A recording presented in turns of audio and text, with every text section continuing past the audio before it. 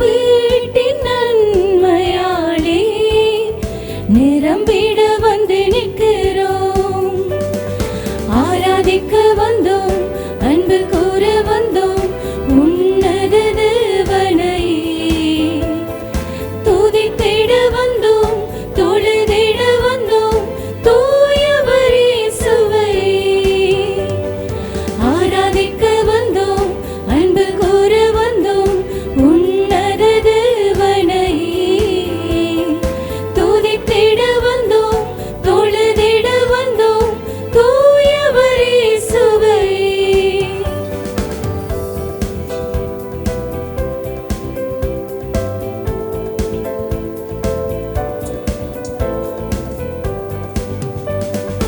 ஆலயம் செல்லுவதே அது மகிழ்ச்சியை தந்திடுதே. ஆலயம் செல்லுவதே அது மகிழ்ச்சியை தந்திடுதே. திரு அவையுடனே உம்மை துதித்திடவே கிருபையும் கிடைத்திட்டதே. திரு அவையுடனே உம்மை துதித்திடவே கிருபையும் கிடைத்திட்டதே. ஆராதிக்க வந்தோம், அன்பு கூற வந்தோம், உன்னத தேவனையே துதித்திட வந்தோம், தொழுதிட வந்தோம், தூயவர் இயேசுவையே.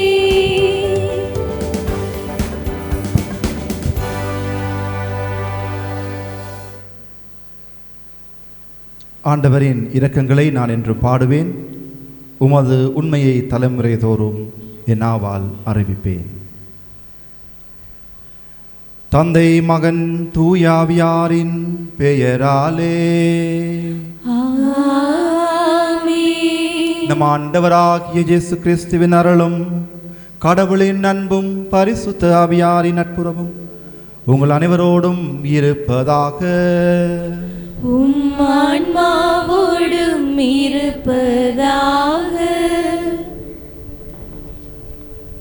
இறையேசுவின் கல்வாரி பலிதனில் கலந்திட இனிக்கோ இறை குடும்பங்களாக இணைந்து பங்கு திரு அவையையும் பலிதனை நிறைவேற்றிட வருகை தந்திருக்கும் அருட்பணியாளரையும் இன்முகத்துடன் வரவேற்கின்றோம். திரு அவையின் வரலாற்றில் இடைக்காலம் ஓர் இருண்ட இடைவெளி. அறிவின் பெயரால், அதிகாரத்தின் பெயரால், ஆடம்பர வாழ்வின் பெயரால் திரு அவையின் அருள் வாழ்வு பாதிக்கப்பட்டு தேக்க நிலையில் ஓர் தடுமாறிய காலப்பகுதி. என்னதான் தடுமாற்றங்கள் வந்தாலும் இயேசு ஆண்டவரால் நிறுவப்பட்ட திரு அவை அவற்றை வெற்றி கொண்டு நிலையாக நிற்பதற்கு எம் புனிதரும் ஓர் கருவியானார். போர் வீரனாக வளர்ந்த இனிக்கோ மனமாற்றம் பெற்று ஆன்மீக வீரனாக எம் அனைவருக்கும் இறை பாதையை காண்பித்துள்ளார். இக்கருத்துக்களையே இன்றைய இறைவார்த்தைகள் சுட்டிக்காட்டுகின்றன. வாய்ப்புகளை நாமாக தேடி சென்று மிகுந்த பொறுமையோடு இறைவார்த்தையை கற்றுக் கொடுக்கவும் வாழ்வாக்கவும் துன்பங்களை ஏற்றுக்கொள்ளவும் அழைப்பு விடுக்கின்றது.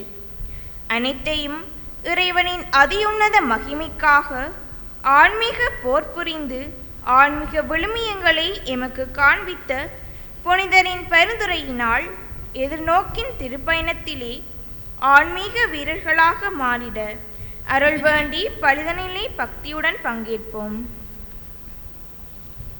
அன்புமிக்க சகோதர சகோதரிகளை, ஆன்மீக வீரன் புனித இஞ்ஞாசியார் என்ற கருப்பொருளிலே இன்றைய நவநாள் திருப்பலியை இங்கே வந்திருக்கின்ற அனைவரும் சிறப்பாக இனிய வட்டார இறை மக்கள் சிறப்பிக்கின்றார்கள். ஆகவே அத்தனை குடும்பங்களுக்காகவும் மன்றாடுகின்ற அதேவேளை புனிதருடைய பரிந்துரை எங்கள் அனைவருக்கும் நிறைவாக கிடைக்க வேண்டும் என்றும், நாங்கள் ஆன்மீகத்திலே தலை தோங்க வேண்டும் என்றும், என்னாலும் ஆண்டவருடைய பிரசன்னத்திலே வாழ வேண்டும் என்றும் இன்றைய திருப்பலியிலே ஒருவருக்காக மன்றாடுவோம். மேலுமாக இன்றைய திருப்பலியில் தன்னுடைய 15வது பிறந்த நாளை கொண்டாடி கடவுளுக்கு நன்றி செலுத்துகின்ற வசந்தகுமார் கெலன் மிதுசிகாவுக்காக மன்றாடுவோம். ஆண்டவருடைய ஆசீர் நிறைவாக அவர் கிடைக்க வேண்டும் என்றும் இன்றைய நாளில் அவருக்காக சிறப்பாக மன்றாடுவோம். தூய மறை நிகழ்வுகளை தகுதியோடு கொண்டாட எங்களுடைய குற்றம் குறைகளை அறிக்கையிடுவோம்.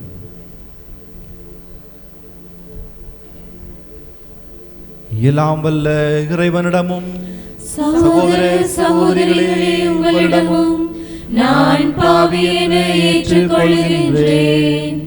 ஏனெனில் என் சிந்தனையாலும் சொல்லாலும் செயலாலும் கடமையில் தவறியதாலும் பாவங்கள் பல செய்தேன். என் பாவமே, என் பாவமே, என் பெரும் பாவமே. ஆகையால் எப்போதும் கன்னியான புனித மரியாதையும் வானதூதர் புனிதர் அனைவரையும் சகோதர சகோதரிகளே உங்களையும் நம் இறைவனாகிய ஆண்டவரிடம் எனக்காக வேண்டிக் கொள்ள மன்றாடுகின்றேன். எல்லாம் வல்ல இறைவன் நம்மை இரக்கம் வைத்து நம் பாவங்களை மன்னித்து நம்மை முடிவில்லா வாழ்வுக்கு அழைத்து செல்வாராக. ஆமென்.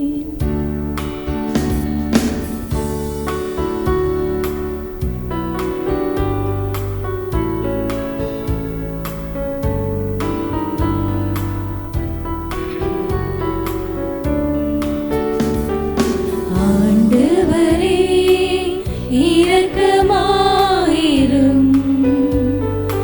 ஆண்டவரே இரக்கமாயிரும். கிறிஸ்துவே இரக்கமாயிரும். கிறிஸ்துவே இரக்கமாயிரும். ஆண்டவரே இரக்கமாயிரும். ஆண்டவரே இரக்கமாயிரும். இரக்கமாயிரும்.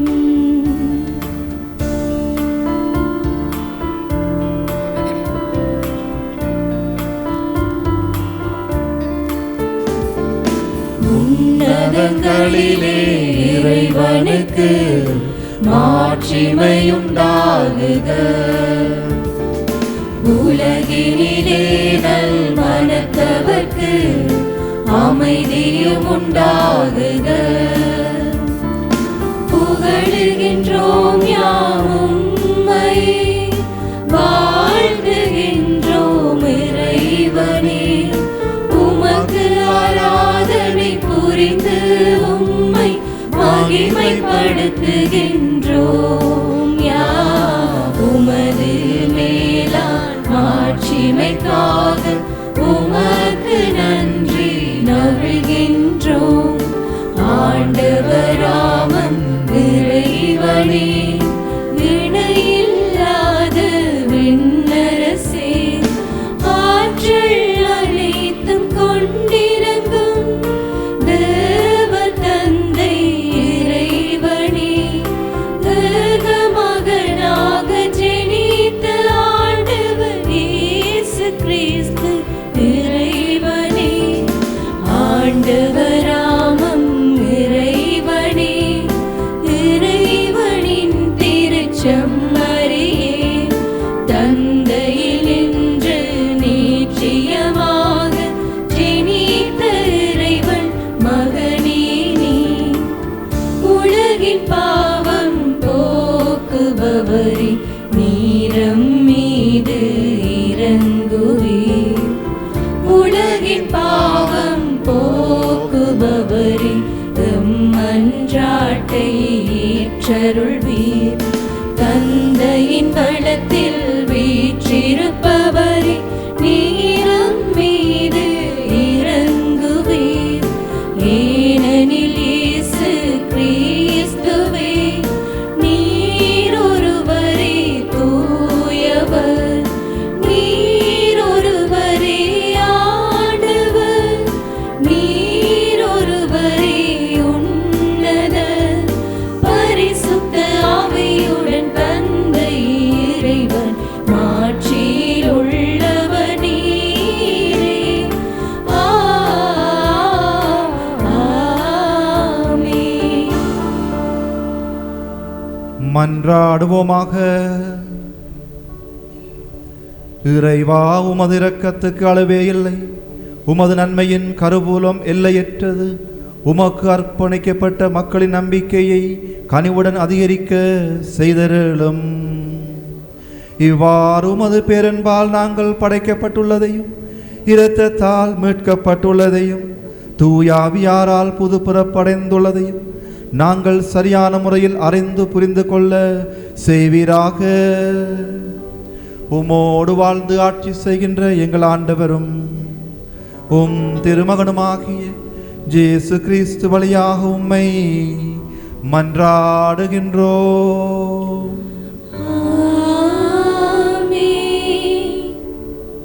இரண்டு தீமோத்தேயு 4 அதிகாரம் திருவசனம் 1 தொடக்கம் 7 முடிய.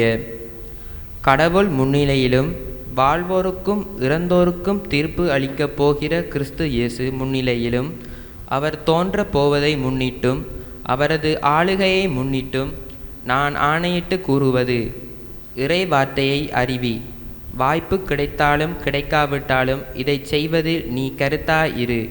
கண்டித்து பேசு, கடிந்து கொள், அறிவுரை கூறு, மிகுந்த பொறுமையோடு கற்றுக்கொடு. ஒரு காலம் வரும், அப்போது மக்கள் நலம் தரும் போதனையை தாங்க மாட்டார்கள். மாறாக செவித்தினவு கொண்டவர்களாய் தங்கள் தீய நாட்டங்களுக்கேற்ப தங்களுக்கென போதர்களை திரட்டி கொள்வார்கள். உண்மைக்கு செவிசாய்க்க மறுத்து புனைக்கதைகளை நாடிச் செல்வார்கள். நீயோ அனைத்திலும் அறிவு தெளிவோடிரு. துன்பத்தை ஏற்றுக்கொள், நற்செய்தியாளனின் பணியை ஆற்று, உன் திருத்தொண்டை முழுமையாய்ச் செய். ஏனெனில் நான் இப்போதே என்னை பலியாக படைக்கிறேன். நான் பிரிந்து செல்ல வேண்டிய நேரம் வந்துவிட்டது. நான் நல்லதொரு போராட்டத்தில் ஈடுபட்டேன். என் நோட்டத்தை முடித்து கொண்டேன், விசுவாசத்தை காத்து கொண்டேன். இது ஆண்டவர் வழங்கும் அருள்வாக்கு. இறைவனுக்கு நன்றி.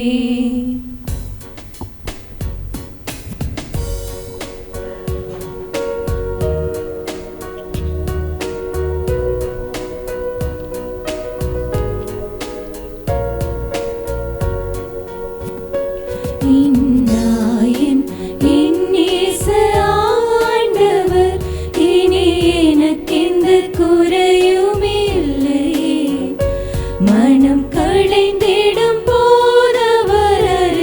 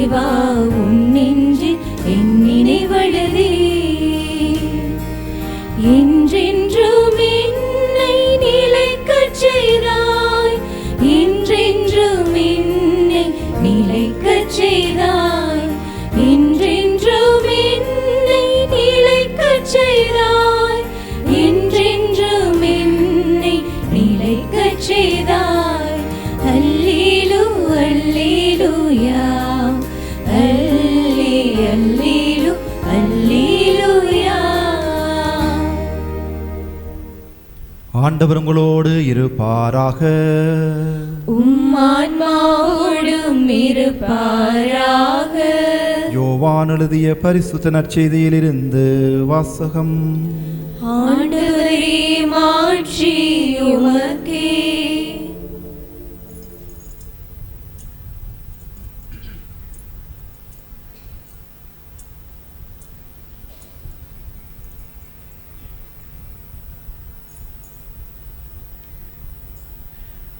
அதிகாரம் 16 வசனங்கள் 1 தொடக்கம் 11 வரை. நீங்கள் நம்பிக்கை இழந்து விடாதிருக்க இவற்றையெல்லாம் உங்களிடம் சொன்னேன். உங்களை தொழுகை கூடத்திலிருந்து விலக்கி வைப்பார்கள். உங்களை கொல்லுவோர் கடவுளுக்கு திருப்பணி செய்வதாக எண்ணும் காலமும் வருகிறது. தந்தையும் என்னையும் அவர்கள் அறியாமல் இருப்பதால் தான் இவ்வாறு செய்வார்கள். இவை நிகழும் நேரம் வரும்போது நான் உங்களுக்கு இவை பற்றி முன்பே சொன்னதை நினைவில் படுத்தி கொள்ளுங்கள். இதற்காகவே இவற்றை உங்களிடம் கூறினேன். தொடக்கத்திலே நான் இவற்றை உங்களிடம் சொல்லவில்லை, ஏனெனில் நான் உங்களோடு இருந்தேன். இப்போது என்னை அனுப்பியவரிடம் போகின்றேன். ஆனால் உங்களுள் எவரும் நீர் எங்கே போகிறீர் என்று என்னிடம் கேட்காமலேயே நான் சொன்னவற்றை குறித்து துயரத்தில் மூழ்கியுள்ளீர்கள். நான் உங்களிடம் சொல்வது உண்மையிலேயே நான் போவதால் நீங்கள் பயனடைவீர்கள். நான் போகாவிட்டால் துணையாளர் உங்களிடம் வரமாட்டார். நான் போனால் அவரை உங்களிடம் அனுப்புவேன். அவர் வந்து பாவம், நீதி, தீர்ப்பு ஆகியவை பற்றி உலகினர் கொண்டுள்ள கருத்துக்கள் தவறானவை என எடுத்து காட்டுவார். பாவம் பற்றிய அவர்கள் கருத்து தவறானது, ஏனெனில் என்னிடம் அவர்கள் நம்பிக்கை கொள்ளவில்லை. நீதி பற்றிய அவர்கள் கருத்து தவறானது, ஏனெனில் நான் தந்தையிடம் செல்கின்றேன், நீங்களும் இனி என்னை காண மாட்டீர்கள். தீர்ப்பு பற்றிய அவர்கள் கருத்தும் தவறானது, ஏனெனில் இவ்வுலகின் தலைவன் தண்டனை பெற்றுவிட்டான் என்றார்.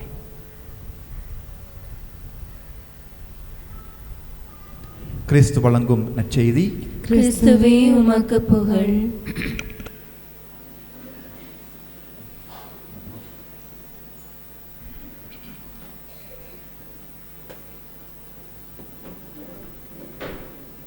கடந்த 5-6 நாட்களாக வாவிக்கரைக்கு அந்த பக்கம் இருந்து பார்க்கின்ற வேளையில் இந்த பக்கம் பார்க்கின்ற வேளையில் ஒரே இடி மின்னல் முழக்கம் போல காட்சியளித்தது மாலை வேளையில். அப்பொழுது நான் நேற்று ஃபாதர் அற்புதராஜ்கிட்ட கேட்டேன், காலையில் ஃபாதர் என்ன நம்மளோட பக்கம் ஒரு இடி முழக்கம் மின்னலாக இருக்கின்றது என்று. நல்ல மறைவுரை ஆற்றினால் அப்படித்தான் இருக்கும் என்று ஃபாதர் அற்புதராஜ் சொல்லியிருந்தார். இன்றைக்கு இடி முழக்கம் மின்னல் அந்த பக்கம் தெரியாது. ஆகவே யாரும் அச்சம் கொள்ள தேவையில்லை. இன்று எங்களுக்கு தரப்பட்டிருக்கின்ற தலைப்பு ஆன்மீக வீரன் புனித இஞ்ஞாசியார். 2 கருத்துகள். முதலாவது ஆன்மீகம், இரண்டாவது வீரன். உதாரணமாக நாங்கள் வழக்கமாக அடிக்கடி பாவிக்கிற சொல் தான் இந்த ஆன்மீகம். எல்லாரும் ஆன்மீகத்தை பற்றி தான் கதைக்கிறோம். ஆனால் ஆன்மீகம் என்றால் என்ன என்று கேள்வி கேட்டால் பதில் சொல்வதற்கு கொஞ்சம் கடினமாகத்தான் இருக்கும். அதை நாங்கள் ஒரு வரைவிலக்கணத்துக்குள் கொண்டு வருவது என்று சொன்னால் கடினமான ஒரு காரியமாகத்தான் எங்களுக்கு அமைந்திருக்கும். உதாரணமாக நோய்வாய்ப்பட்டிருக்கின்ற தன்னுடைய கணவனை பராமரிக்கின்ற ஒரு மனைவியிடம் அம்மா ஆன்மீகம் என்று என்னவென்று கேட்டால் அந்த தாயானவள் அல்லது அந்த மனைவி ஒரு விதமான ஆன்மீகத்தை சொல்லுவார். எப்படி இவரை பராமரிப்பது கடினம், இருந்தாலும் மனம் தளராமல் நான் கொடுத்த வாக்குறுதிக்கு ஏற்ப பிரமாணிக்கமாக இன்பத்திலும் துன்பத்திலும் நோயிலும் நான் இவரை அன்பு செய்கின்றேன் என்ற ஒரு புதுவிதமான ஒரு ஆன்மீகத்தை அந்த மனைவி சொல்லக்கூடியதாக இருக்கும். ஒரு வரைவிலக்கணத்தை அர்த்தத்தை சொல்லக்கூடியதாக இருக்கும். அதே போல தன்னுடைய தந்தையை இழந்த ஒரு மகனிடம், தம்பி ஆன்மீகம் என்றால் என்னென்று கேட்டால் அவன் அதற்கு புது ஒரு வரைவிலக்கம் சொல்லுவார். கடவுள் இருக்கின்றாரா? ஏன் கடவுள் இவ்வாறு செய்தார்? நான் கடவுளை நம்பியிருந்தேனே, அவர் எங்கே இருக்கின்றார்? என்னுடைய தந்தையாரை எடுத்து விட்டாரே, நான் இப்பொழுது அனாதை போல நிற்கின்றேனே என்று ஒரு புதுவிதமான ஒரு ஆன்மீகத்தை அவர் வெளிப்படுத்தக்கூடிய சந்தர்ப்பங்கள் உருவாகியிருக்கும்.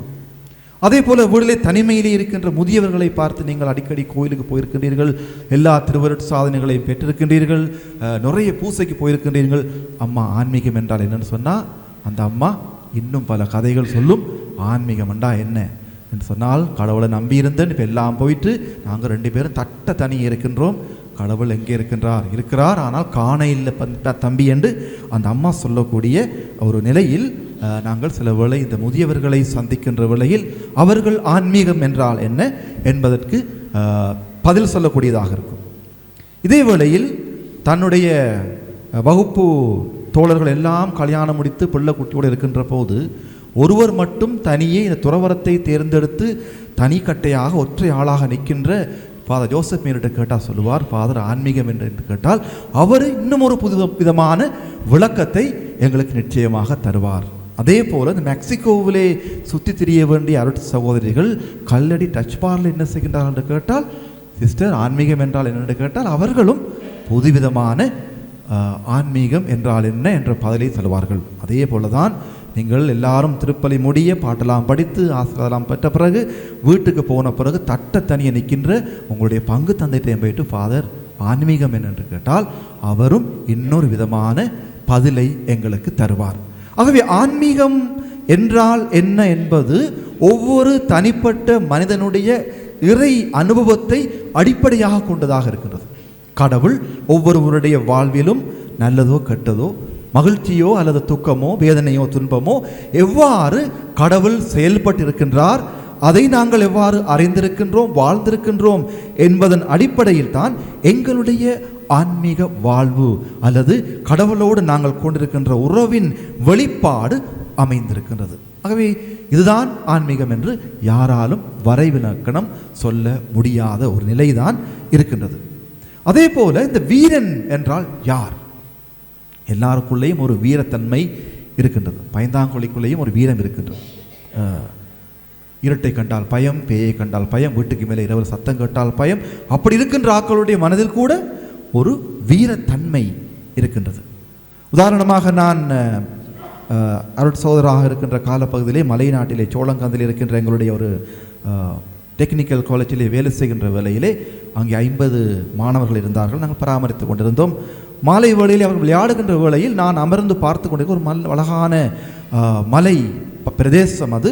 அங்கே தூரத்திலே ஒரு மான்குட்டி ஒன்றை ஒரு நாய் திரத்தி கொண்டு போகுது. எங்களோட நாய் தான், வளர்த்த நாய் திரத்தி கொண்டு போகிறது பிடிக்கிறதுக்கு. அப்போ எனக்கே தெரியாது என்னால் இவ்வளத்துக்கு வேகமாக ஓட எழுமட்டு. நான் எழும்பி ஓடினேன். ஒரு ஓட்டம், நாயே முந்தி கொண்டு பாய்ந்து அந்த மானை தூக்கிவிட்டேன். பிறகுதான் என்னோட பக்கத்தில் இருந்தவர் சொன்னார், பிரதர் உங்களுக்கு இப்படிலாம் ஓட தெரியுமா? இவ்வளத்துக்கு ஃபாஸ்ட்டாக நீங்கள் ஓடுவீங்களான்னு. நான் சொன்னேன், எனக்கே தெரியாது இப்படி ஓட எழுமட்டு. படிக்கிற காலத்தில் கூட நான் அவ்வளவுக்கு வேகமாக ஒரு விளையாட்டு போட்டியிலும் ஓடியது கிடையாது. ஆக அந்த நேரங்கள் வருகின்ற வேளையில் ஒவ்வொருவருக்கும் இருக்கின்ற அந்த வீரத்தன்மை வெளிப்படுத்தப்படுகின்றது.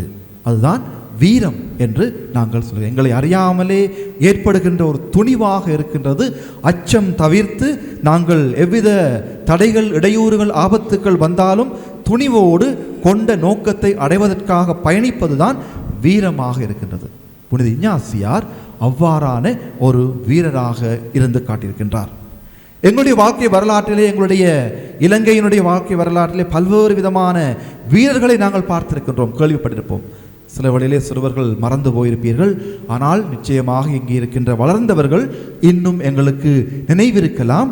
எங்களுடைய விடுதலை போராட்டத்தில் எவ்வாறு எங்களுடைய பிள்ளைகள் துணிவோடு தங்களுடைய உயிரை கொடுத்தார்கள். ஒருபோதும் பின்வாங்காமல் தலைவனாக இருந்தாலும் முன் சென்று அவர்கள் உயிரை கொடுத்தார்கள். வீரத்தின் விளைநிலமாக, வீரத்தின் அடையாளமாக அவர்கள் தங்களை வெளிப்படுத்தினார்கள் என்று சொன்னால் அவர்கள் கொண்டிருந்த அந்த சிந்தனையில் தளர்வு காணாத ஒரு தன்மையாக இருக்கின்றது. ஆகையதான் அவர்கள் துணிவோடு தங்களுடைய உயிரை கொடுத்தார்கள். பயந்து ஓடவில்லை, அச்சம் கொள்ளவில்லை, எங்கும் விட்டு செல்லவில்லை. மாறாக தங்களுடைய மக்களுக்காக, உரிமைக்காக அவர்கள் உயிரை கொடுத்ததை நாங்கள் அண்மைய எங்களுடைய வரலாற்றில் காணக்கூடியதாக இருக்கின்றது. ஆகவே இதுதான் வீரத்தின் அடையாளமாக இருக்கின்றது. ஆகவே ஆன்மீக வீரனாக இருந்த இஞ்ஞாசியார் எவ்வாறு தன்னுடைய வாழ்வில் இந்த ஆன்மீகத்தை பறைசாற்றினார், வாழ்ந்தார், தான் அன்பு செய்த கடவுளை அவர் கண்டுகொண்டார் என்பதை பற்றி சிந்திக்கவே இன்றைய நாளில் நாங்கள் அழைக்கப்படுகின்றோம். ஆகவே இனிகோவினுடைய ஆன்மீக வீரத்திலே, ஒரு வீரனாக இருந்த இனிகோவினுடைய ஆன்மீக பயணத்திலே இருந்த சிறப்பு தன்மைகளை நாங்கள் அறிந்து கொள்கின்ற வேளையில் தான் இஞ்ஞாசியாருடைய அந்த ஆன்மீகம் எவ்வாறு அவரை செயற்பட தூண்டியது என்பதை நாங்கள் அறிந்து கொள்ளக்கூடியதாக இருக்கின்றது. ஆகவே புனித இஞ்ஞாசியாருடைய ஆன்மீகத்தினுடைய ஒரு சில சிறப்பு பண்புகள் எவை, அவை எவ்வாறு அவரை வழிநடத்தியது, அவரை சார்ந்த இயேசு சபையினரை வழிநடத்தியது, அவர்கள் பணியாற்றிய உலகத்தில் எவ்வாறு அந்த சிறப்பு ஆன்மீக பண்புகள் மாற்றத்தை உருவாக்கியது என்பதை பற்றி நாங்கள் இன்றைய நாளிலே சிந்திக்க அழைக்கப்பட்டிருக்கின்றோம். ஆகவே எங்களுக்கு தெரியும், புனித இஞ்ஞாசியாருடைய வாழ்வை பார்க்கின்ற வேளையில் அவர் ஒரு போர் வீரராக இருந்தார். ஆகவே போரும் போர் வீரனும் அவனுடைய சேர்ந்த ஒன்றாகவே அவருடைய வாழ்விலே இரண்டர கலர்ந்திருந்தது. போர் புரிகின்ற தன்மை, எதிலும் விட்டு கொடுக்காமல் உறுதியோடு இருக்கின்ற தன்மை புனித இஞ்ஞாசியாருடைய வாழ்வின் இறுதி வரை தங்கியிருந்தது. தான் ஒரு போராளியாக இருந்தேன், உலகுக்காக போராடினேன், இறுதியில் அவர் கிறிஸ்துவுக்கான ஒரு போராளியாக தன்னை மாற்றிக்கொண்டார். அந்த போராட்டத்திலிருந்து அவர் தன்னுடைய உயிர் பிரிகின்ற வேளை வரைக்கும் சற்றும் தளராமல், களைத்து போகாமல், ஓய்வில்லாமல், ஓய்வெடுக்காமல் பயணம் செய்த ஒரு போர் வீரனாக தன்னை அவர் வெளிப்படுத்துகின்றார். அந்த போர் வீர தன்மையில் அவருடைய ஆன்மீகம் வெளிப்படுத்தப்படுகின்றது. முதலாவதாக அன்பார்ந்த சகோதர சகோதரர், நாங்கள் பார்க்கின்ற வேளையில் வாழ்வினுடைய நோக்கம் பற்றிய தெளிவை புனித இஞ்ஞாசியார் அறிந்து கொண்டார். அதுதான் அவருடைய முதலாவது பகுதியாக இருக்கின்றது. ஆன்மீக பயிற்சிகளை அவர் வெளியிடுகின்ற வேளையில், எழுதிய வேளையிலும், அவருடைய வாழ்க்கை வரலாற்றை வாசிக்கின்ற வேளையிலும், இயேசு சபையினுடைய சட்டத்திட்டங்களை நாங்கள் பார்க்கின்ற வேளையிலும் எங்களுக்கு எதை தெரிய வருகின்றது என்று சொன்னால், வாழ்வினுடைய நோக்கம் பற்றிய சரியான ஒரு தெளிவை அவர் வைத்திருந்தார். அதாவது நமது வாழ்வின் தொடக்கமும் முடிவும் கடவுளாக இருக்கின்றார். அவரை புகழ்ச்சி செய்வதும், அவரை வழிபடுவதும், அவருக்கு பணி செய்வதும், அவரை போற்றுவதுதான் எங்களுடைய வாழ்வினுடைய நோக்கமாக இருந்தது. வேறு எதுவும் இல்லை. அதுதான் அவருடைய நோக்கமாக இருந்தது. இதை அவர் ஆழமாக அறிந்து கொண்டார். அதிலே அவர் எதற்கும் விட்டு கொடுக்காமல் தான் அறிந்த கடவுளை வாழ்நாள் முழுவதும் புகழ வேண்டும், பறைசாற்ற வேண்டும், அவருக்கு பணிவிடை செய்ய வேண்டும் என்று அவர் உணர்ந்து கொண்டார். ஆகவே மனிதராக படைக்கப்பட்ட எங்கள் அனைவருக்குமே தரப்பட்டிருக்கின்ற முதல் அழைப்பு யாதெனில், நாங்கள் அவருடைய சாயலாக படைக்கப்பட்டிருக்கின்றோம், கடவுளை அறிந்து கொள்ள படைக்கப்பட்டிருக்கின்றோம், அவரை போல வாழ அழைக்கப்படுகின்றோம், அவரை புகழவும் அவருக்கு பணிவிடை செய்யவும் நாங்கள் அழைக்கப்பட்டிருக்கின்றோம். அதுதான் எங்களுடைய படைப்பின், மனித படைப்பின், மனித தோட்டத்தினுடைய அடிப்படை நோக்கமாக இருக்கின்றது என்பதை அவர் அறிந்து கொண்டார். அதையே அவர் என்றும் வாழ கற்றுக்கொண்டார். ஆகவே இதற்கு உதவும் எல்லாவற்றையும் அதிகமாக பயன்படுத்த வேண்டும் என்று சொன்னார். அதாவது கடவுளை புகழ்வதற்கு என்னுடைய ஆற்றல், திறமை, வல்லமை, சக்தி அனைத்தையும் நாங்கள் பயன்படுத்த வேண்டும். எது எதெல்லாம் இதற்கு தடையாக இருக்கின்றதோ அவற்றை தவிர்த்து கொள்ள வேண்டும் என்று அவர் கூறியிருக்கின்றார். ஆகவே கடவுளை புகழ்வதற்கு எது எல்லாம் எனக்கு துணையாக இருக்கின்றது. உதாரணமாக செபம் எங்களுக்கு ஒரு துணையாக இருக்கின்றது. அதே போல் நற்செயல்கள் செய்வது எங்களுக்கு துணையாக இருக்கின்றது. அன்பு செய்வது, மன்னிப்பது, விட்டு கொடுப்பது, ஏற்றுக்கொள்வது எங்களுக்கு துணையாக இருக்கின்றது. ஆகவே இவை எல்லாவற்றையும் நாங்கள் இந்த எண்ணக்கருவை அடைந்து கொள்வதற்கு, அதாவது எங்களுடைய படைப்பின் நோக்கத்தை அடைந்து கொள்வதற்கு நாங்கள் சரியாக தேவையான அளவுக்கு பயன்படுத்தியும், எது தேவையில்லையோ அவற்றை தவிர்த்து கொள்ள வேண்டும் என்று அவர் சொல்கிறார். அதுதான் எங்களுடைய கடமையாக இருக்கின்றது. அதைத்தான் இலத்தீன் மொழியில் சொல்வார்கள், தாந்தும் குவாந்தும் என்று சொல்வார்கள். அதாவது அதிகமாக தேவையானதை பயன்படுத்திக் கொள்ள வேண்டும், தேவை இல்லாததை விட்டுவிட வேண்டும், தவிர்த்து கொள்ள வேண்டும் என்று. அவை பார்க்கின்றோம், நாங்கள் கடவுளை அன்பு செய்வதற்கு எதெல்லாம் தேவையாக இருக்கின்றது என்று. எங்களுக்கு மகிழ்ச்சியை தருவது எதுவாக இருக்கின்றது. இப்படித்தான் ஒரு முறை ஒரு அம்மாவிடம் கேட்டார்கள், அம்மா உங்களுக்கு இந்த இப்பொழுதெல்லாம் இந்த ஏஐ டெக்னாலஜியை பயன்படுத்தி சின்ன சின்ன வீடியோ கிளிப் எல்லாம் உருவாக்குகின்றார்கள். அதில் ஒன்று சொன்னார்கள், அம்மா உங்களுக்கு மகிழ்ச்சியை தருவது எது என்று சொன்னால், அம்மா சொல்கிறா சந்தோஷத்தை தருவது எது என்று சொன்னால், பக்கத்து வீட்டுக்காரன் துன்பப்படுவதை பார்க்கின்ற வேளையில் எனக்கு அது மகிழ்ச்சியை தருகின்றது. ஆகவே துன்பப்படுகிறதை பார்க்கின்ற வேளையில் அது எனக்கு மகிழ்ச்சியை தருவது என்று சொன்னால், அது கடவுளை புகழ்வதற்கு உகந்த ஒன்றல்ல. அதை விட்டு நாங்கள் விலகி இருக்க வேண்டும். எங்களை சுற்றியுள்ளவர்கள் துன்புறுகின்ற வேளையில் நாங்கள் உள்ளார்ந்த ரீதியாக வெளியில் சொல்லாவிட்டாலும் எங்களை அறியாமல் இனம் புரியாத ஒரு சந்தோஷம், நல்லா மாட்டித்தான் இவனுக்கு தேவை, மாட்டத்தான் வேணும், கஷ்டப்படத்தான் வேணும், ஆடின ஆட்டம் அப்படி என்று எண்ணினமாக இருந்தால் நாங்கள் எதற்காக படைக்கப்பட்டமோ அந்த குறிக்கோளை நாங்கள் அடையவில்லை. மாறாக கடவுளுக்கு எதிரான செயற்பாட்டிலே நாங்கள் வீழ்ந்து விடுகின்றோம் என்று சொல்லப்படுகின்றது. ஆகவே இந்த வாழ்வின் நோக்கத்தை நிறைவேற்ற எது தேவையோ, எவ்வளவு தேவையோ அதற்கு மட்டும் நாங்கள் வாழ்வில் முக்கியத்துவம் கொடுக்க கற்றுக்கொள்ள வேண்டும். எது தேவையோ, எது முக்கியமானதோ அதை மட்டும்தான் நாங்கள் அறிந்து கொள்ள வேண்டும், கற்றுக்கொள்ள வேண்டும், பயன்படுத்த வேண்டும். அதற்கு எதிராக இருக்கின்ற அனைத்தையும் நாங்கள் தவிர்த்து கொள்வது எங்கள் வாழ்க்கையினுடைய முறையாக இருக்க வேண்டும் என்று இந்த ஆன்மீக வீரனாக இருக்கின்ற புனித இஞ்ஞாசியார் எங்களுக்கு கற்றுத்தருகின்றார். ஆகவே ஒரு அழகிய பாடல் இருக்கின்றது. நாங்கள் வழக்கமாக திரியிறதை ஆண்டவருக்கு பாடுகின்ற பாடலாக இருக்கின்றது. எல்லாம் உமக்காக, தெரியும், எல்லாம் உமக்காக. அந்த பாடலை ஒரு வரி வருகின்றது என்ன சொன்னால், உன் புகழ் தேடா வாழ்வனைத்தும் வாழ்வில்லை அதில் பயனில்லை என்று அந்த பாடல் சொல்லுகின்றது. அந்த பாடலை எழுதியவர் சென்னையை சார்ந்த ஒரு இயேசு சபை துறவி அருட்தந்தை அம்ப்ரோஸ் அவர்கள் எழுதியிருக்கின்றார். ஆகவே கடவுளை புகழ்வது எங்களுடைய வாழ்வின் நோக்கமாக இருக்கின்றது. அந்த புகழை தேடா வாழ்வனைத்துமே வாழ்வில்லை, அதில் எந்த பயனுமே இல்லை என்று சொல்லுகின்றார். ஆகவே கடவுளை நாங்கள் புகழாவிட்டால், அவரை தேடாவிட்டால், அவரை ஆழமாக அறியாவிட்டால் வேறு எல்லா புகழ்ச்சியையும் தேவையில்லாத ஒன்றாக மாற்றம் அடைந்து விடுகின்றது. இதுதான் புனித இஞ்ஞாசியார் ஒரு ஆன்மீக வீரனாக, ஆன்மீக பயணியாக, திருப்பயணியாக அறிந்து கொண்ட, வாழ்ந்து காட்டிய முதலாவது வழிமுறையாக இருக்கின்றது. இரண்டாவதாக சொல்கின்றார், எல்லாவற்றிலும் இறைவனை நாங்கள் அறிந்து கொள்ள வேண்டும். வாழ்வின் நோக்கம் முதல் பார்த்தது போல இறைவன் என்றால் அவர் உணர்வு ரீதியாக அறிந்து கொள்வது, அவருடைய குரலை கேட்பது, அவர் பேசுவதை கேட்பது. அப்படி நாங்கள் இறை அனுபவம் பெற்றுக்கொண்டால் அந்த எல்லாவற்றிலும் இறைவனை நாங்கள் அறிந்து கொள்ள வேண்டும். அதனால்தான் பாரதியார் சொல்லியிருக்கின்றார், காக்கை சிறகினிலும் பார்க்கும் மரங்களிலும் நான் கடவுளை காண்கின்றேன் என்று பாரதியார் பாடியிருக்கின்றார். காக்கை சிறகினிலே ஓ நந்தலாலா என்று பாட்டு போடுவது அதனுடைய அர்த்தம் என்னவென்று சொன்னால், காக்கை சிறகினிலும் மரங்களிலும் நான் கடவுளை காண்கின்றேன் என்று இஞ்ஞாசியார் சொல்லுகின்றார். எல்லாவற்றிலும் நாங்கள் இறைவனை காண வேண்டும் என்று. கஷ்டமான ஒரு நிகழ்வாக எங்களுக்கு அது தோன்றினாலும் மனித வாழ்வின் அத்தனை அம்சங்களிலும் இறைவன் இருப்பதால் அவை அனைத்தும் இறைவனோடு தொடர்பு பட்டதாகவே இருக்கின்றது. பல வேளைகளிலே எங்களுடைய உணர்வாக இருக்கலாம், நாங்கள் பங்கு வருகின்ற திருப்பலிகளாக இருக்கலாம், கொண்டாட்டங்களாக இருக்கலாம், அல்லது மகிழ்வான நிகழ்வுகளாக இருக்கலாம், துயரமான சம்பவங்களாக இருக்கலாம். இவை அனைத்திலும் கடவுளுடைய செயலாற்றல், அவருடைய பிரசன்னம் இருப்பதை நாங்கள் அறிந்து கொள்ள அழைக்கப்படுகின்றோம். ஆகவேதான் எல்லாவற்றிலும் கடவுள் இருக்கின்றார் என்று அவர் நம்பினார். கடவுள் எல்லாவற்றிலும் இருக்கின்றார், எல்லாவற்றிலும் அவர் ஆட்சி செய்கின்றார், அவர் எங்களுக்காக பணி செய்கின்றார். கடவுள், அவ்வாறான ஒரு கடவுள் எங்களுக்காக உழைக்கின்றார் என்று புனித இஞ்ஞாசியார் தன்னுடைய ஆன்மீக பயிற்சியிலே சொல்கின்றார்.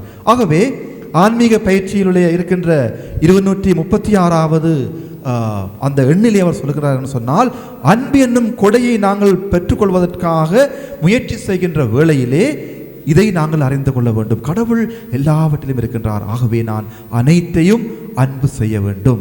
என்னுடைய குடும்பத்தை அன்பு செய்ய வேண்டும், உறவுகளை அன்பு செய்ய வேண்டும், இயற்கையை அன்பு செய்ய வேண்டும். இவை அனைத்தையும் அன்பு செய்கின்ற வேளையில் தான் நாங்கள் அனைத்திலும் உரைகின்ற அந்த கடவுளை கண்டுகொள்ள முடியும் என்ற எண்ணக்கருவை இஞ்ஞாசியார் அறிந்து கொண்டார். அதை நாங்கள் வாழ வேண்டும் என்று எங்கள் அனைவருக்கும் கற்றுத்தருகின்றார். ஆகவே இந்த வயத்தில் உள்ள படைப்புகள் யாவிலும் இறைவன் இயங்கி நமக்காக உழைப்பதை உணர்கின்ற ஒரு மாவீரனாக புனித இனிகோ வாழ்ந்து காட்டியிருக்கின்றார். அவர் எங்களுக்காக அனைத்திலும் செயலாற்றுகின்றார், அனைத்திலும் அவர் உழைக்கின்றார். இவ்வாறு எங்களுக்காக உழைக்கின்ற கடவுளை அதிகமாக நாங்கள் அன்பு செய்ய வேண்டும். புனித இஞ்ஞாசியார் தன்னுடைய இல்லத்திலே வீட்டில் இருக்கின்ற வேளையில் இரவிலே மாடி படிக்கு சென்று வானத்து விண்மீன்களை பார்த்து அதை கண்டு களித்து மகிழ்ந்து இறைவனுக்கு அவர் புகழ்ச்சி நேரம் செலுத்தினார். கால நேரமாக வானத்துக்கு சென்று அவர் மேல் மாடிக்கு சென்று வானத்தை பார்த்து வானத்தில் இருக்கின்ற நட்சத்திரங்களை கண்டு மகிழ்ச்சி அடைந்தார். இவ்வாறு கடவுள் இவ்வளவுக்கு அழகாக தெளிவாக செயலாற்றுகின்றார் என்பதை அவர் அறிந்து கொண்டார். ஆகவேதான் படைப்பில் இறைவனை கண்டார். அந்த கண்டதோடு நின்று விடாமல் அவர் எவ்வாறு செயலாற்றுகின்றார் என்பதை அவர் அறிந்து கொண்டார். ஆகவே அந்த படைப்பை நாங்கள் சிதைக்காமல் பாதுகாக்க வேண்டும் என்பது இந்த மாவீரன் இஞ்ஞாசியாருடைய ஆன்மீகத்தினுடைய இன்னும் ஒரு அடிப்படை வழிமுறையாக இருக்கின்றது. அதை உணவுபூர்வமாக ஏற்றுக்கொண்ட உணர்ந்து கொண்ட வாழ்ந்த எங்களுடைய மறைந்த திருத்தந்தை பிரான்சிஸ் அவர்கள் அதனால்தான் இந்த உலகை எங்களுடைய பொதுவான வீடு என்று சொல்லுகின்றார், காமன் ஹோம் என்று சொல்லுகின்றார். இந்த வீட்டிலே தான் கடவுள் செயலாற்றுகின்றார்.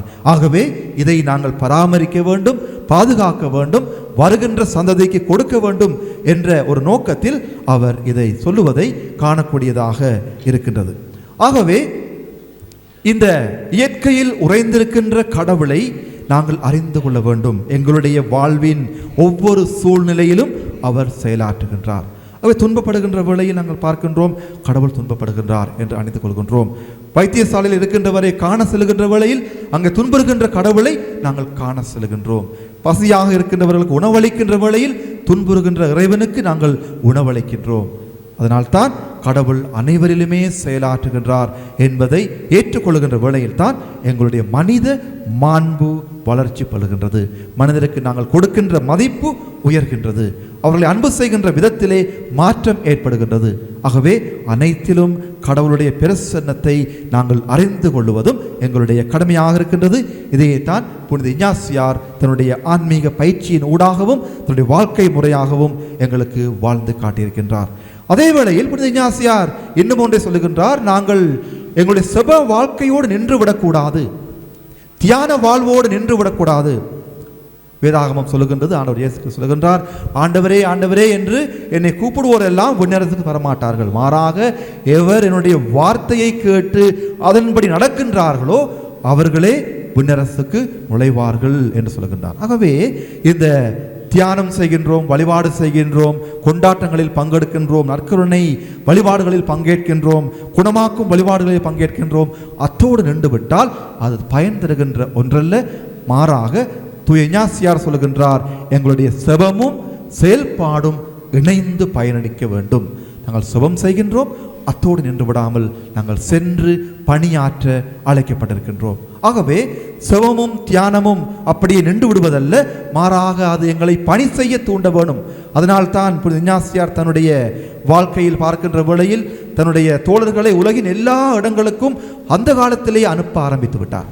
இறுதியாக அவரோடு மிச்சமாக இருந்தவர் புனித பிரான்சிஸ் சவேரியார்.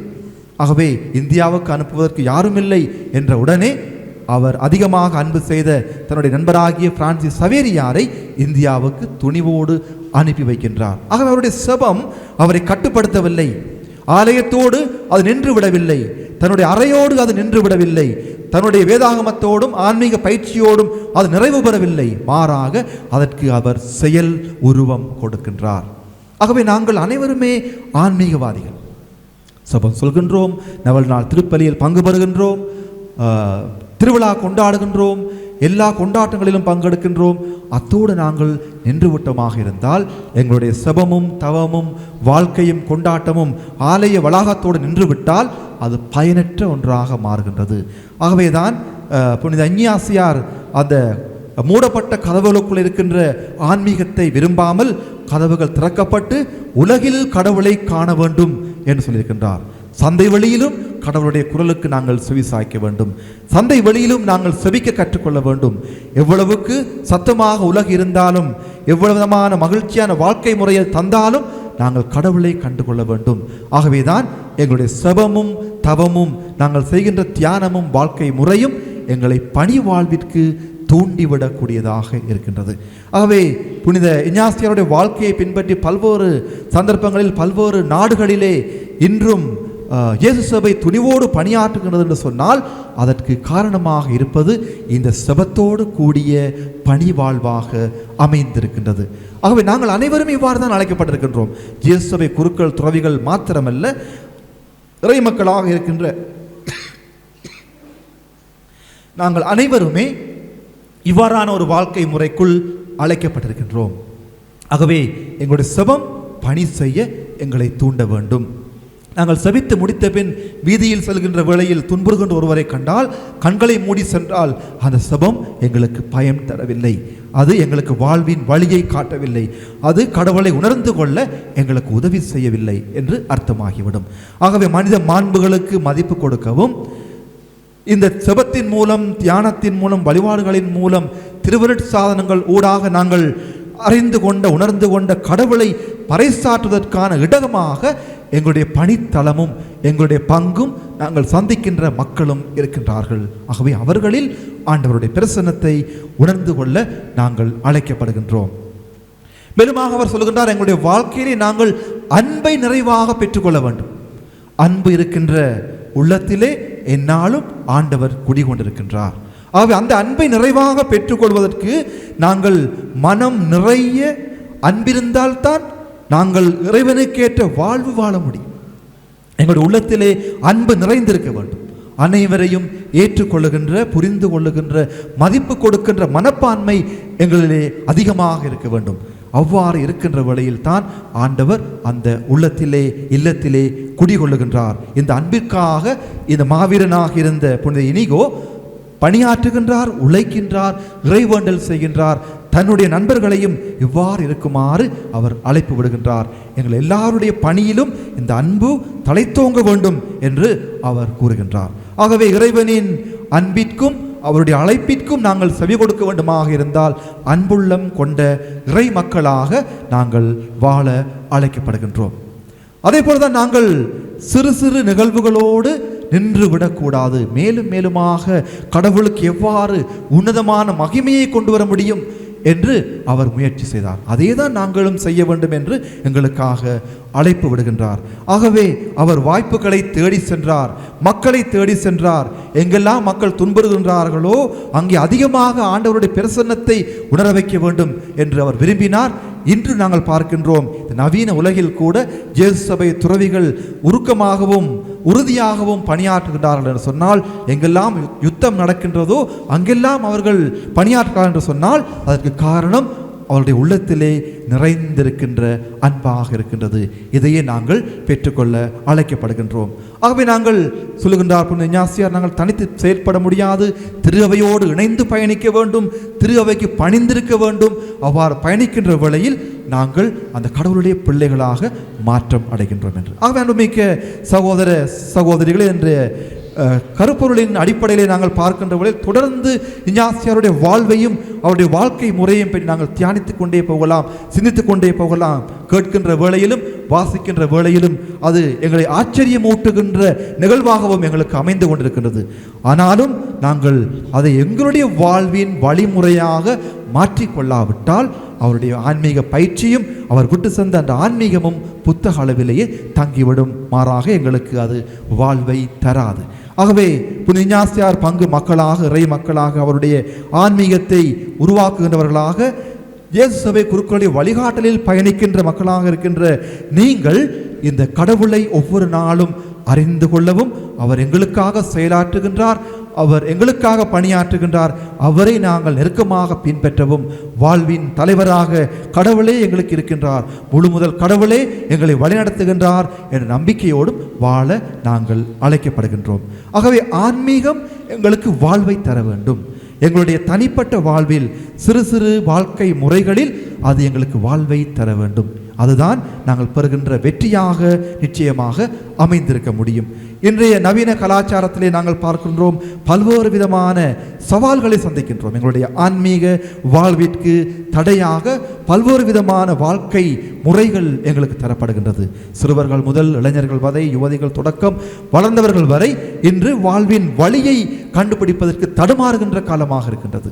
ஒருவன் வழி தவறி செல்வதற்கு 1000 வழிகளும், நேரிய வழியில் செய்வதற்கு குறுகிய பாதையும் இருக்கின்ற ஒரு காலகட்டமாக இருக்கின்றது. பல சந்தர்ப்பங்களில் பார்க்கின்றோம், குருடனுக்கு வழிகாட்டுவதைப் போலவே எங்களுடைய வாழ்க்கை முறை மாறிக்கொண்டு போகின்றது. அதற்கு காரணம் நாங்கள் கடவுளை பற்றிய சிந்தனையில் இருந்து மெதுவாக விலகி செல்லுவதும், எது எங்களுக்கு மகிமையை தருகின்றது என்பதை நாடி செல்வதுமாக இருக்கின்றது. மாறாக கடவுளுக்கு எது புகழை தருகின்றது என்பதை நாங்கள் நாடி செல்லுகின்ற வேளையில் எங்களுடைய ஆன்மீகம் மென்மேலும் வளர்ச்சி காண்கின்றது. ஆகவே அன்புமிக்க சகோதர சகோதரிகளே, எங்களுடைய அன்றாட குடும்ப வாழ்வில் இந்த ஆன்மீகத்தை கடைபிடிக்க நாங்கள் அழைக்கப்படுகின்றோம். பெற்றோராக, பிள்ளைகளாக, உறவுகளாக ஒன்றித்திருந்து இறைவேண்டல் செய்கின்ற வேளையிலும், சவால்களை ஒருமித்து எதிர்கொள்கின்ற வேளையிலும், ஒருவருக்கொருவர் உதவியாக இருக்கின்ற வேளையிலும், கரம் பிடித்து நல்வழிப்படுத்துகின்ற வேளையிலும் நாங்கள் நம்பிக்கையோடு இருக்கின்றோம். இன்றைய முதலாவது வாசகத்திலே நாங்கள் பார்த்தது போல, நம்பிக்கையை காத்து கொள்ளுங்கள், உறுதியாக இருந்து கொள்ளுங்கள், உறுதியாக இறை வார்த்தையை அறிந்து கொள்ளுங்கள், நான் ஓடிய ஓட்டத்தில் வெற்றி கண்டுவிட்டேன் என்றவர் சொல்லுவது போல எங்களுடைய வாழ்க்கையின் ஓட்டம் ஒரு நாளைக்கு நிறைவு பெறுகின்ற வேளையில் நாங்கள் நம்பிக்கையை காத்து கொண்டோம், ஆன்மீகத்தில் நாங்கள் வாழ்ந்திருக்கின்றோம், ஆகவே கடவுள் எங்களோடு உறவாடுகின்றார் என்ற மகிழ்வில் நாங்கள் ஓய்வு நிலைக்கு செல்லக்கூடியதாக இருக்கும். ஆகவே அன்புமிக்க சகோதர சகோதரிகளே, புனித இஞ்ஞாசியார் இதற்கான அழைப்பையே எங்களுக்கு ஒவ்வொரு நாளும் விடுகின்றார். நாங்கள் செய்கின்ற எல்லா காரியங்களிலும் கடவுளுக்கு முதல் உரிமையும், எல்லா செயற்பாடுகளிலும் ஆண்டவருடைய திருப்பெயர் போற்றப்படவும், எல்லா காலங்களிலும் நாங்கள் அவரை ஆழமாக அறிந்து கொண்டு நெருக்கமாக அவரை பின்பற்றவும் அழைப்பு பெறுகின்றோம். இந்த அழைப்புக்கு ஏற்ற வாழ்வை நாங்கள் வாழ்வதற்கு தேவையான அருளையும் ஆசிரையும் கடவுள் தர வேண்டும் என்று ஒவ்வொரு நாளும் நாங்கள் ஒருவருக்காக மன்றாடுவோம். ஆமீன். எழுந்து நின்று எங்களுடைய செபங்களை ஒப்புக் கொடுத்து மன்றாடுவோம்.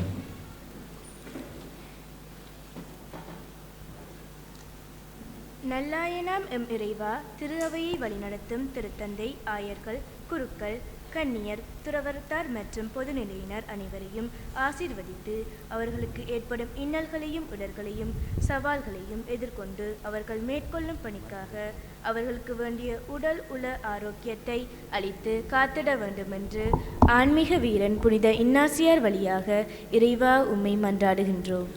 ஆண்டவரே, எங்கள் மன்றாட்டை கேட்டருளும்.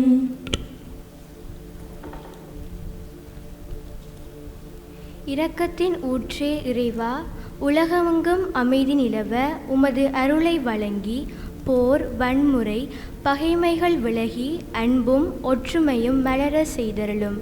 எம் நாட்டின் அரசியல் தலைவர்கள் நீதியும் பரிவும் கொண்டவர்களாக செயற்படவும் எல்லோருக்கும் உமது அமைதியான வாழ்வை அருள வேண்டும் என்று ஆன்மீக வீரன் புனித இன்னாசியார் வழியாக இறைவா உம்மை மன்றாடுகின்றோம்.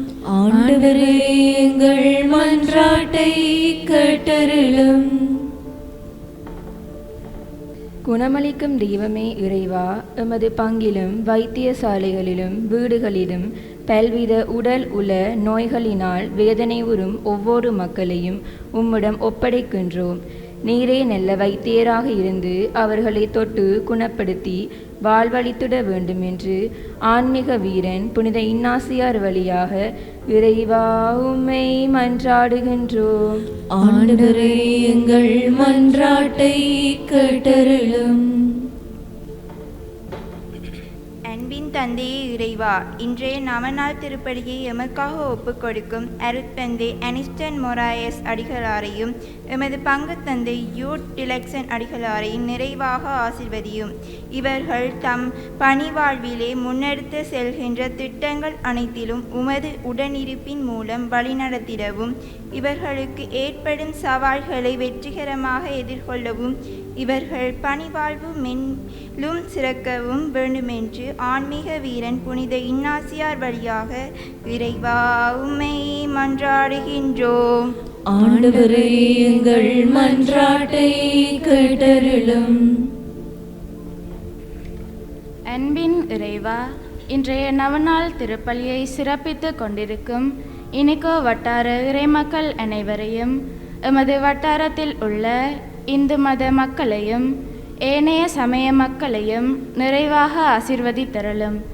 இவர்கள் தொழில்துறைகளில் முன்னேற்றம் காணவும், பிள்ளைகள் கல்வி அறிவிலும் ஆன்மீகத்திலும் சிறந்து விளங்கிடவும், எமது பங்கின் வளர்ச்சியில் பங்கு தந்தையுடன் முழுமையாக ஒத்துழைக்கவும், எடுத்துக்காட்டான மக்களாக வாழவும் உமது அருளை பொழிய வேண்டும் என்று ஆன்மீக வீரன் புனித இன்னாசியார் வழியாக இறைவா உம்மை மன்றாடுகின்றோம்.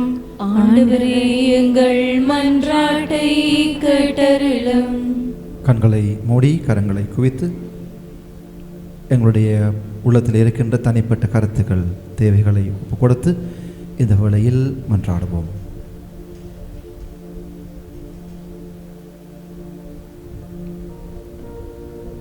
என்னாலும் எங்களை ஆண்டு நடத்துகின்ற தகப்பனே, இந்த நாளுக்காக உமக்கு நன்றி கூறுகின்றோம். ஒரே சமூகமாக குடும்பமாக உம்முடைய சன்னிதானத்திலே எங்களை ஒன்று கூட்டியிருக்கின்றீர். உடைய வார்த்தையை உள்ளத்தில் தாங்கியவர்களாக, மனதில் தைரியத்தோடும் துணிவோடும், பாவிகளாக இருந்தாலும் பலவினராக இருந்தாலும் உம்முடைய பீடம் நாடி வந்திருக்கின்றோம். இன்றைய நாளில் என்னென்ன தேவைகளுக்காக நாங்கள் இங்கே வந்திருக்கின்றோமோ அத்தனையும் அறிந்தவராக இருக்கின்றீர். நாங்கள் சொல்வதற்கு முன்பே நீர் எங்களுடைய தேவைகளை அறிந்து வைத்திருக்கின்றீர். நம்பிக்கையோடு கேட்கின்ற தேவைகளை ஏற்று உரிய வேளையில் நீரே அவற்றை அனைவருக்கும் தந்திரள வேண்டும் என்று உம்மை மன்றாடுகின்றோம். இன்றைய நாளிலே இந்த திருப்பலியை சிறப்பிக்கின்ற இனிகோ வட்டார குடும்பங்கள், பிள்ளைகள், உள்நாட்டிலும் வெளிநாட்டிலும் இருக்கின்ற வட்டாரத்தை சார்ந்தவர்கள், வீடுகளில் இருக்கின்ற முதியவர்கள், நோயாளிகள், வைத்தியசாலைகளில் துன்புறுகின்றவர்கள், சிறைச்சாலையிலே துன்புறுகின்றவர்கள் அனைவரையும் உம்முடைய பாதத்தில் ஒப்பு கொடுத்து மன்றாடுகின்றோம். உம்முடைய இரக்கம் நிறைந்த கரம் அனைவர் மீதும் நிறைவாக இருப்பதாக. ஆண்டவர், இந்த நாளிலே சிறப்பாக சிறு பிள்ளைகளையும் குழந்தைகளையும் மாணவர்களையும் ஆசீர்வதியும். ஞானம் என்னும் கொடையை நிறைவாக அவர்களுக்கு கொடுத்தரலாம். வாழ்விலே நல்வழியில் அவர்கள் செல்லவும், உம்முடைய ஒளியை மையமாக வைத்து அவர்கள் பயணம் செய்யவும், தளர்ச்சி காணாமல், நம்பிக்கையில் குறைவுபடாமல், நேரிய வழியில் நல்ல பிள்ளைகளாக அவர் வளர நீரை துணை செய்தரலாம். எங்களுடைய சபங்களை யாரெல்லாம் கேட்டிருக்கின்றார்களோ அனைவரையும் நினைவு கூர்ந்தரலும்.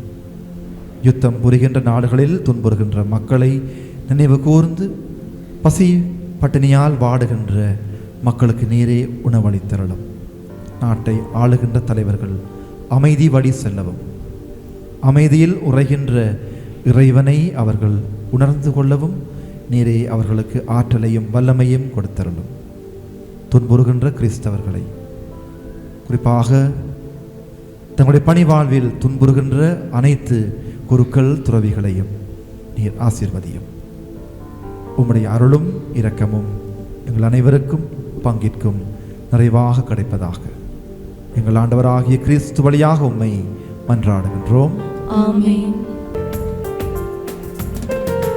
இடையர்கள் தந்த காணிக்கை போல இருப்பதை நானும் எடுத்து வந்தேன். கொடைகளில் எல்லாம் சிறந்த என் இதயம் கொடுப்பது நலமென படைத்திடுன்றேன். இடையர்கள் தந்த காணிக்கை போல இருப்பதை நானும் எடுத்து வந்தேன்.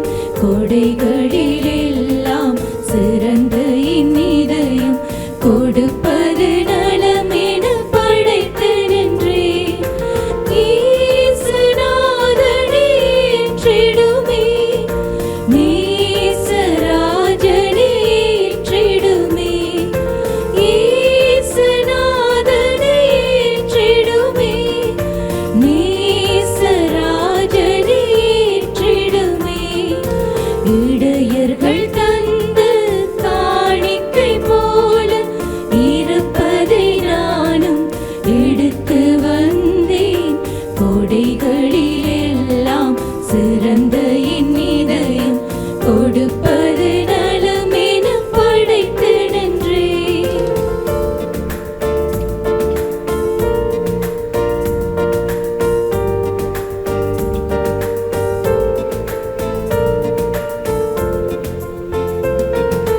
கடைநிலை வாழும் மனிதரை மீட்க அடிமையின் தன்மையை எடுத்தவனே.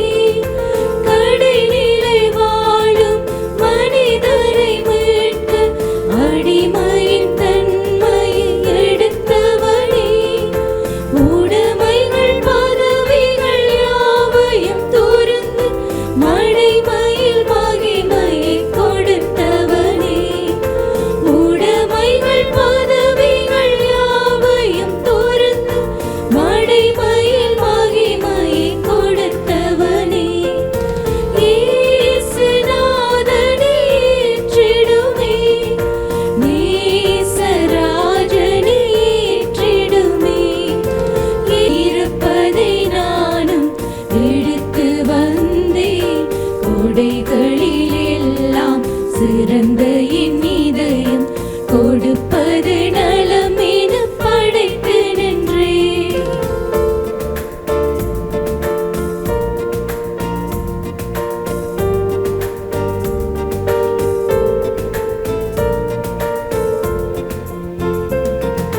நீலை தடுமாறும் மனங்களில் நிறைந்து நிம்மதி தந்திட வந்தவனே.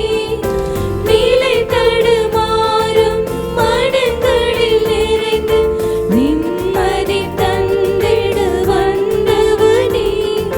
வலைதனில் மீன்களை பிடிப்பது போல மனிதரை வானகம் சேர்ப்பவனே.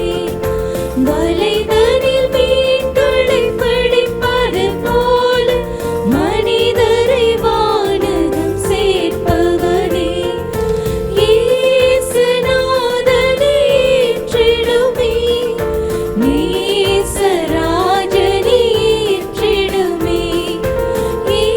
இயேசுநாதனே ஏற்றிடுமே, நேசராஜனே ஏற்றிடுமே.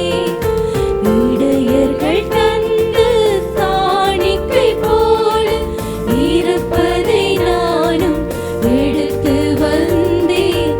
கொடைகளில் எல்லாம் சிறந்த என் இதயம் கொடுப்பது நலமென படைத்து நின்றேன்.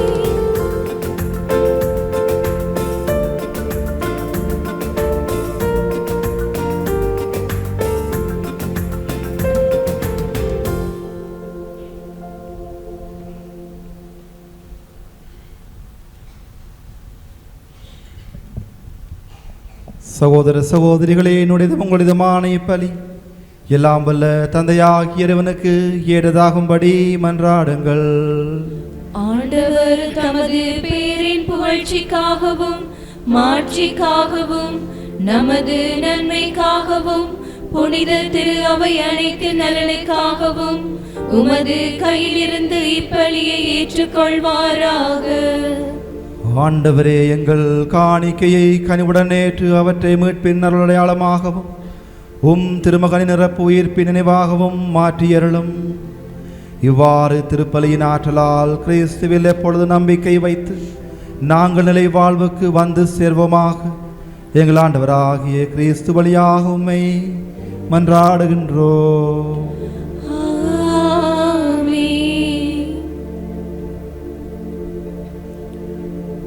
ஆண்டவர் உங்களோடு இருப்பாராக. ஆன்மாவோடும் இருப்பாராக. இதயங்களை மேலே எழுப்புங்கள். ஆண்டவரிடம் எழுப்பியுள்ளோம். நம் இறைவனாகிய ஆண்டவருக்கு நன்றி கூறுவோம். அது தகுதியும் நீதியுமானது. ஆண்டவரே, தூயவரான தந்தையே, என்றும் உள்ள எல்லாம் வல்ல இறைவா, என்னாலும் அவ்விடத்திலும் நாங்கள் உமக்கு நன்றி செலுத்துவது மெய்யாகவே தகுதியும் நீதியும் ஆகும். எங்கள் கடமையும் மீட்புக்குரிய செயலுமாகும். ஏனெனிலும் புனிதர்களின் வியத்தகு சாட்சியத்தால் உமது திரு அவை என்றும் புதிய ஆற்றல் பெற்று வளம் அடைகின்றது. இவ்வாறு எங்கள் மீது நீர் கொண்டிருக்கும் பரிவன்பை தெள்ள தெளிவாக காட்டுகின்றேன். மேலும் எங்களது மீட்பின் மறை நிகழ்வை நாங்கள் நிறைவேற்றுவதில் அப்புனிதர்களின் சிறப்பு மிக்க எடுத்துக்காட்டால் தூண்ட பெற்று அவர்களது தகுந்த பரிந்துரையால் என்றும் ஊக்கம் பெறவும் அருளுகின்றே. ஆகவே ஆண்டவரே, வானதூதர் புனிதர் அனைவரோடும் நாங்கள் சேர்ந்து உமது பெருமையை பறைசாற்றி அக்களிப்புடன் ஒரே குரலாய் பாடுவதாவது: தூயவர் தூயவர் தூயவர், வான்படைகளின் கடவுளாம் ஆண்டவர். விண்ணகமும் மண்ணகமும் உமது மாட்சியால் நிறைந்துள்ளன. உன்னதங்களிலே ஓசானா. ஆண்டவர் பெயரால் வருகிறவர் ஆசீர் பெற்றவர். உன்னதங்களிலே ஓசானா. ஆண்டவரே, நேர்மையாகவே தூயவர், தூய்மை அனைத்திற்கும் ஊற்று. ஆகவே உம்முடைய ஆவியை பொழிந்து காணிக்கைகளை தூய்மைப்படுத்த உம்மை வேண்டுகின்றோம். இவ்வாறு எங்கள் ஆண்டவர் இயேசு கிறிஸ்துவின் உடலும் இரத்தமுமாக எங்களுக்கு இவை மாறுவனவாக. அவர் பாடுபட உளம் கனிந்து தம்மை கையளித்த போது அப்பத்தை எடுத்து நன்றி செலுத்தி அதை பிட்டு தம் சீடருக்கு அளித்து அவர் கூறியதாவது: அனைவரும் இதிலிருந்து பெற்று உண்ணுங்கள், ஏனெனில் இது உங்களுக்காக கையளிக்கப்படும் என் உடல்.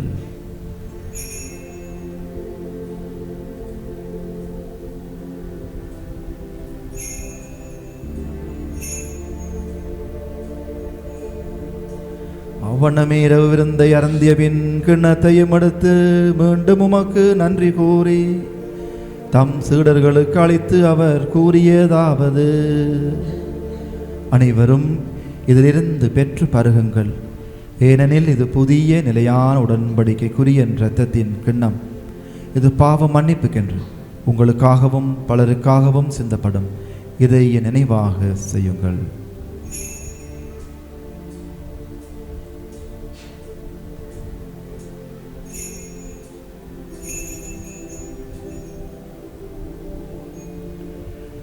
நம்பிக்கையின் மறை பொருள்.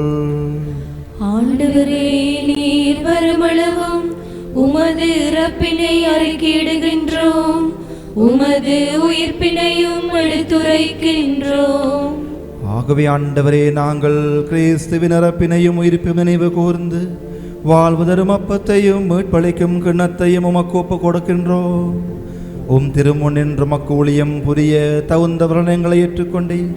எனவே உமக்கு நன்றி செலுத்துகின்றோம். மேலும் கிறிஸ்துவின் உடலிலும் இரத்தத்திலும் பங்கு கொள்ளும் எங்களை தூயாவியார் ஒன்று சேர்க்க வேண்டும் என உம்மை தாழ்மையுடன் மன்றாடுகின்றோம்.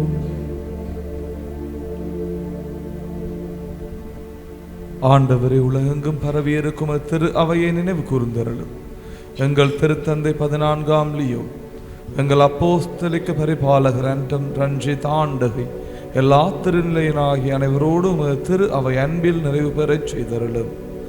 மேலும் உயர்த்தலும் எதிர்நோக்குடன் துயில் கொள்ளும் எங்கள் சகோதர சகோதரிகளையும் இறந்தோர் அனைவரையும் இரக்கத்துடன் நினைவு கூர்ந்தும் திருமுக ஒளியினுளேற்றருளும். எங்கள் அனைவர் மீதும் இரக்கமாயிரும். கடவுளின் கன்னித்தாயான புனித மரியா, அவருடைய கணவரான புனித யோசேப்பு, புனித திருத்தூதர்கள், இவ்வுலகில் உமக்கு உகந்தவராயிருந்தோர் ஆகிய புனிதர் அனைவருடனும் சிறப்பாக புனித இன்னாசியார் உடனும் நாங்கள் நிலைவாழ்வில் பங்கு கொள்ளும் தகுதி பெற்று உம் திருமகன் இயேசு கிறிஸ்து வழியாக உம்மை புகழ்ந்தேத்தும் வரமருள உம்மை மன்றாடுகின்றோம்.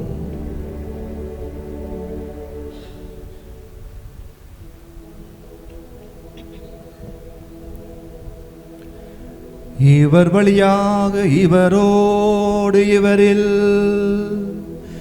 எல்லாம் வல்ல இறைவனாகிய தந்தையே, தூய ஆவியாரின் ஒன்றிப்பில் எல்லா புகழும் மாட்சியும் என்றென்று உமக்கு உரியதே.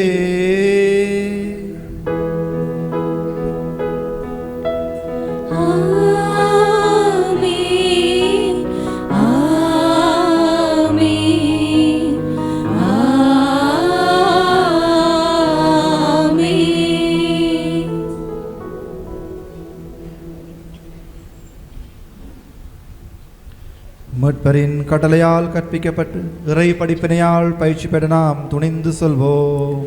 விண்ணுலகில் இருக்கின்ற எங்கள் தந்தையே, உமது பெயர் தூயது என போற்ற பெறுக. உமது ஆட்சி வருக.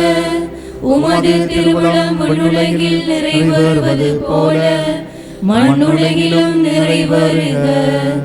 எங்கள் அன்றாட உணவை இன்று எங்களுக்கு தாரும். எங்களுக்கு எதிராக குற்றம் செய்வோரை நாங்கள் மன்னிப்பது போல எங்கள் குற்றங்களை மன்னியும். எங்களை சோதனைக்கு உட்படுத்தாதேயும், தீமையிலிருந்து எங்களை விடுவித்தருளும். ஆண்டவரே, தீமை அனைத்திலும் இருந்து எங்களை விடுவித்து எங்கள் வாழ்நாளில் அமைதியை கனிவுடன் அருள உம்மை மன்றாடுகின்றோம். உமது இரக்கத்தின் உதவியால் நாங்கள் பாவத்திலிருந்து எப்போதும் விடுதலை பெற்று யாதொரு கலக்கமுமின்றி நலமாயிருப்போமாக. நாங்கள் இது நோக்கி இருக்கும் பேரின்பத்துக்காகவும் மீட்பராகிய இயேசு கிறிஸ்துவின் வருகைக்காகவும் காத்திருக்கின்றோம். ஏனெனில் ஆட்சியும் வல்லமையும் மாட்சியும் என்றென்றும் உமதே. ஆண்டவரே இயேசு கிறிஸ்துவே, அமைதியை உங்களுக்கு விட்டு செல்கின்றேன், என் அமைதியை உங்களுக்கு அளிக்கின்றேன் என்றும் திரு தூதர்களுக்கு மொழிந்தீரே. எங்கள் பாவங்களை பாராமல் உமது திரு அவையின் நம்பிக்கையை கண்ணோக்கி உமது திருவுளத்திற்கு ஏற்ப அதற்கு அமைதியையும் ஒற்றுமையும் அளித்தருவீராக. என்றென்றும் வாழ்ந்து ஆட்சி செய்கின்றவர் நீரே. ஆண்டவருடைய அமைதி உங்களோடு என்றும் இருப்பதாக. உம் ஆன்மாவோடும் இருப்பதாக. ஒருவருக்கொருவர் கிறிஸ்துவின் அமைதியை அறிவித்துக் கொள்வோம். உங்களுக்கு அமைதி.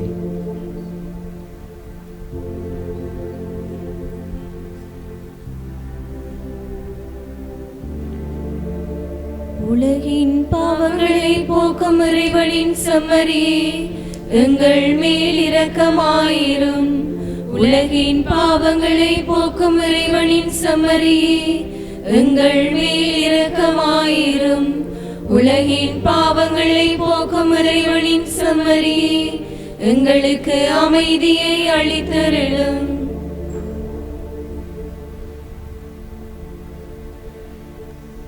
இதோ இறைவனின் செம்மறி, இதோ உலகின் பாவங்களை போக்குபவர். செம்மறியின் திருவிருந்துக்கு அழைக்க பெற்றோ பேறு பெற்றோ. ஆண்டவரே, நீர் என் நிலத்தில் எழுந்தருள நான் தகுதியற்றவள். ஆனால் ஒரு வார்த்தை மட்டும் சொல்லியருளும், எனது ஆன்மா நலமடையும். கிறிஸ்துவின் திரு உடலும் திரு இரத்தமும் எம்மை காத்து முடிவில்லா வாழ்வளிப்பதாக. ஆமீன்.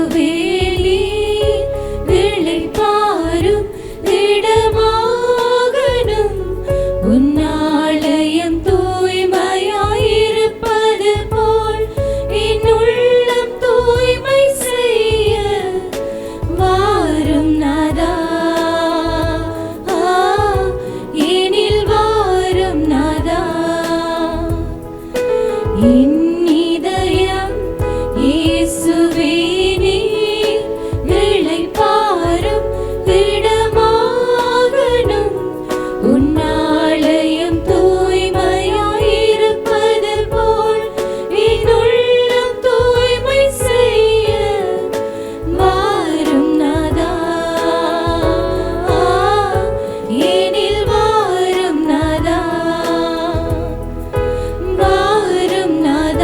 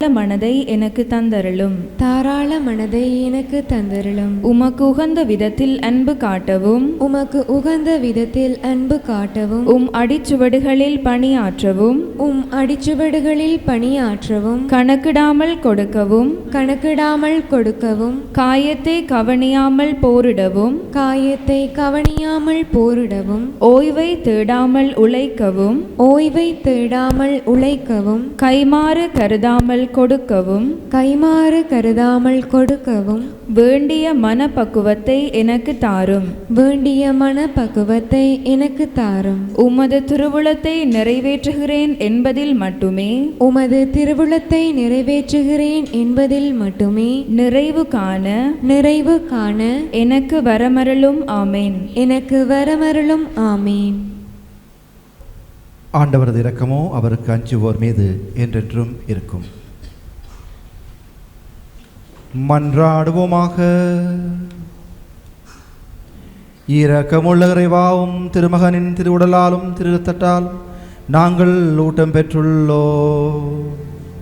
இரக்கத்தின் ஊற்றுகளிலிருந்து நம்பிக்கையுடன் நாங்கள் முகர்ந்து கொள்ளவும் எங்கள் சகோதரர் சகோதரிகளிடத்தில் மென்மேலும் இரக்கமுள்ளவர்களாய் எங்களை வெளிப்படுத்தவும் செய்வீராக. எங்கள் ஆண்டவராகிய கிறிஸ்து வழியாக உம்மை மன்றாடுகின்றோம். ஆமென்.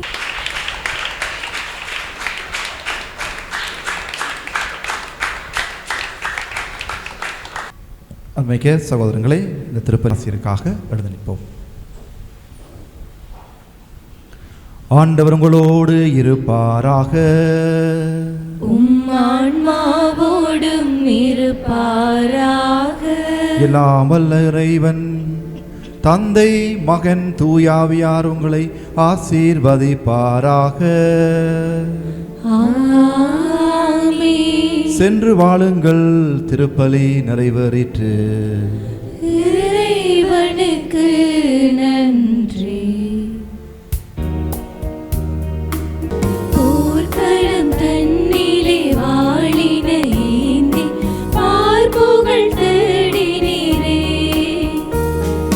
இயேசுவின் வழியினில் வாழ்வினை மாற்றி இறைப்புகழ் பாடினீரே. போர்க்களம் தன்னிலே வாழின ஏந்தி பார்ப்புகழ் தேடினீரே. இயேசுவின் வழியினில் வாழ்வினை மாற்றி இறைப்புகழ் பாடினீரே.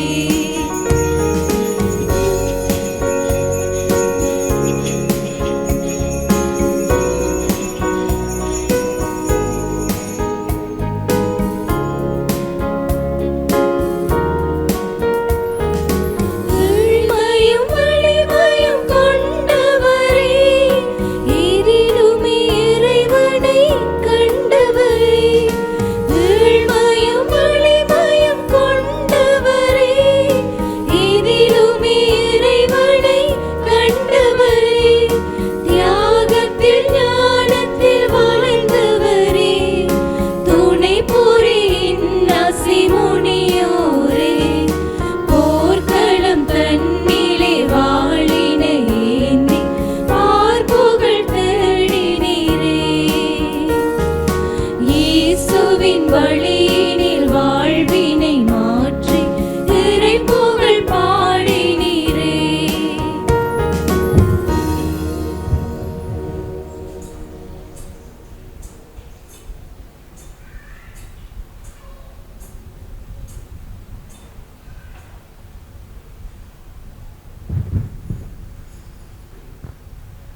இயேசு கிறிஸ்துநாதருடைய திருவாக்கு தத்தங்களுக்கு நாங்கள் பாத்திரவான்களாய் இருக்கத்தக்கதாக புனித இன்னாசியாரே, எங்களுக்காக வேண்டிக் கொள்ளும். செபிப்போமாக.